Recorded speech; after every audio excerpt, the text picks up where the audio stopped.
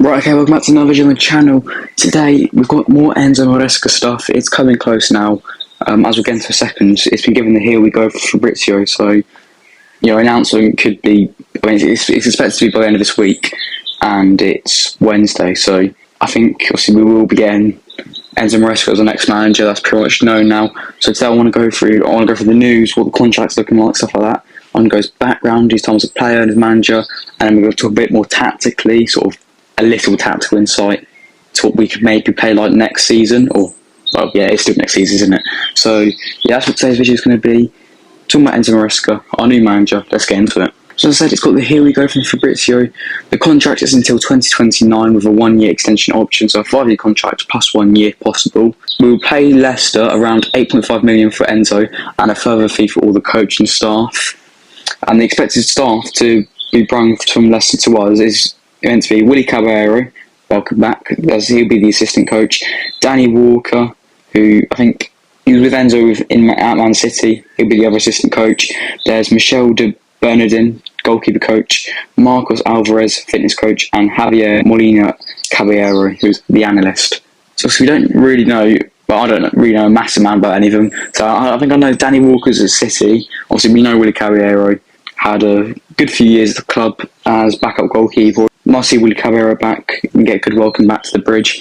The contract's getting a lot of talk. So 5 years is brave when, Enzo hasn't had one. There's not been one team, I think Enzo, even in his playing days, he spent 5 years at. And there's not been one team in manager career he spent 5 years at. And for us, since Todd taken over, we haven't had a manager for 5 years. I don't think really, even before Todd Bowley, that we haven't had a manager for 5 years. So 5 years is very brave. The contract, very brave, but hopefully that can be a sign of the board installing some faith in him and saying we are going to stick by him now, no matter what. Because it needs to get to the point where we can't just keep resetting back to square one, back to square one, back to square one. We have to consistently stay with one manager and back what he's going to try and do. So hopefully that could be a sign of that, and it doesn't mean he's just going to get a massive payout in December when he's sacked. Obviously, there's a lot of talk about whether this approach is the right thing, because it's basically the same we've done with Potter. We've got a young, exciting manager, obviously different play styles, but, slightly different play styles. A young, exciting manager, we're given a big contract, and I'm saying, you're going to take over from now on, we're going to trust you. Obviously, Potter got sacked, but I do feel like maybe they've learned a bit of a lesson now, and this could be Enzo being stuck by for a while. So obviously, it was the £8.5 million fee as well. I think, there were a few managers out there who we could have got for free because they weren't in a job, but they seemed pretty set on taking a manager who's in a job.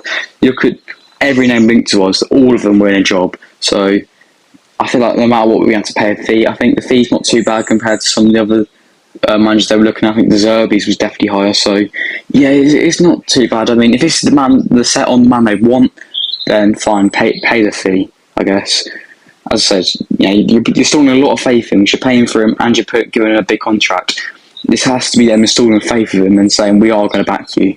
If his background as a player, he played as central midfielder throughout a 19-year career, playing for 11 teams. Some highlights of his career being picking up a league title with Juventus, and his time with Sevilla where he won multiple different bits of silverware, including 2 Europa Leagues. He was known as a very hard-working, versatile midfielder. He could basically play anywhere and any role of that midfield, most commonly being deployed as a deep line playmaker or a box-to-box midfielder. I think you always listen to anyone talk about his playing career. You will always hear the words maybe underrated, underappreciated, and hardworking and versatile. Them words are always thrown about when you hear anyone talk about his playing career, and it does tend to be these new sort of midfielders who are starting to be the next big thing in management. You look at some of the younger ones, Xabi Alonso's the first one, what springs to mind. It's these sort of players who are starting to become the next things in management and seem to be the hot topic right now. His manager career started in 2020 where he led Man City's development squad to a Premier League 2 title, and leaving end of the season for a short stay at Parma where he disappointed. He was sacked for not securing promotion. He did, however, give him a chance to return to City and work for Pep as an assistant before being appointed as Leicester boss for last season, in which, obviously, as we all know, he led them to a championship title. They were going very comfortably, dropped back, almost lost it towards the end, but in the end, they secured it with a few games in hand. And they played some very exciting, very good football. I mean, as I said, they pretty much blew the league away. There was a bit of a slip up, but on the whole, they were very comfortable pretty much the whole time. Yeah, so career wise, you know, don't really see many people speak down his career. You say it's a pretty impressive career. He's played 19 years as well. Manager, he's had a bit of a roller coaster start to his manager career, but he's got to a point where there's a lot of promise around him. So it's another Italian manager as well, where we've had abundance of Italian managers since the 90s. You look at Maurizio Sarri recently, Conte, Ancelotti, Di Matteo, Vialli, Ranieri. I mean, say there's loads of Italian managers we've had recently. So yeah, he's going to be another on the long list of Italian managers joining the club. Well, I think the fan base will quite like to get behind. You know, there's just certain things like that what just might just help it click a bit more.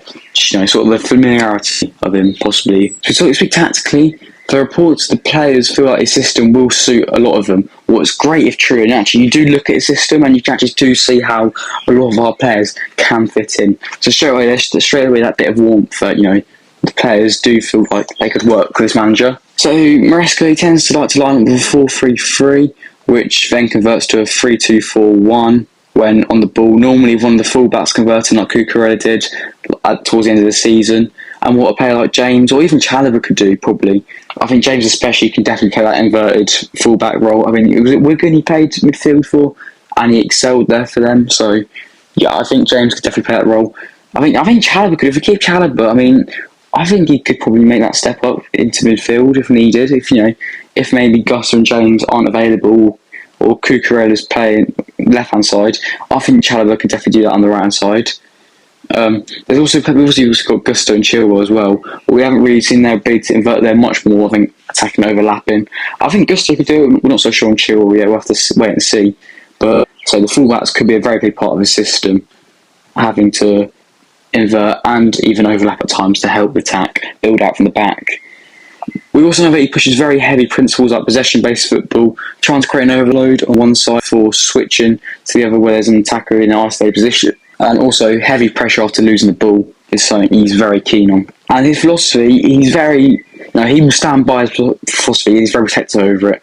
He threatened to leave Leicester last season, or this season even, if his system became unwanted or unpopular. So this is a man, he will stand by his beliefs and, you know, what he thinks. And probably thanks to his time working with him, Enzo's philosophy has been compared and even labelled identical by some to Pep Guardiola's. And I guess you could see that, you know, in the patient possession and formation change on to off possession of the ball. You know, both Pep likes to do a similar thing, go into that sort of 3-2-4-1 when he's on the ball. You look at, you know, one of the, I guess it tends to be maybe John Stones go up, or even maybe like Nathan Ake invert into that midfield role, creating a 3-2-4-1. So it is a similar system Pep Guardiola's. I think that's what, you know, the board wants. They wanted an attacking, dynamic, possession-based manager. And I think we've definitely got that in Enzo Maresca. And I think if he starts playing the way he wants to play, we definitely will get to see some really nice football at Stamford Bridge next season. But it is key about, you know, what players we have on the pitch. You've got to have the right players to the system. You know, power at the back's massive, so if you see Petrovic still is number one next season, I think Petrovic's definitely improving with his feet, and I think you actually get, I think towards the end of the season, as we saw Petrovic having a comfortable defence in front of him, he definitely was better playing out from the back. A lot of times last season he was forced to lump it, but you give him that more comfortable team in front of him, and he did look a lot better on the ball. I mean, I like Petrovic, I'd like to see us sort of stick by him, help him improve, he's still a young player, but at the same time, there's a lot of rumours that we might try to bring a keeper in. So whether Petrovic or not, we're not sure. I think there's a lot of certain defenders we have what could suit this sort of ball playing thing. You know, Fafana, Cole, Will, Chalobah if he stays. Say, you know, that's just, I think them three especially, they could be massive under Enzo. And midfield as well. I do generally think we've got a good squad who can fit the way he plays. But someone's going to be big, so I think obviously we're going to have a few players leave. I mean, hopefully we can keep hold of Gallagher and Chalobah. But I'm not comfortable in the point of the board. I just think they'll go. I don't think the board's capable of keeping them, because that worries me. Also, we've got to get replacements for them. I think apparently the board are looking to bring quite a few signings again. Well, I mean, I don't know. Yeah, you never know the board, but hey, it's one of the manager, so yeah, I think we've definitely got the squad to play this sort of football. But to say, it's going to be a big window for sure. So that is the basics on Enzo Maresca and the latest news.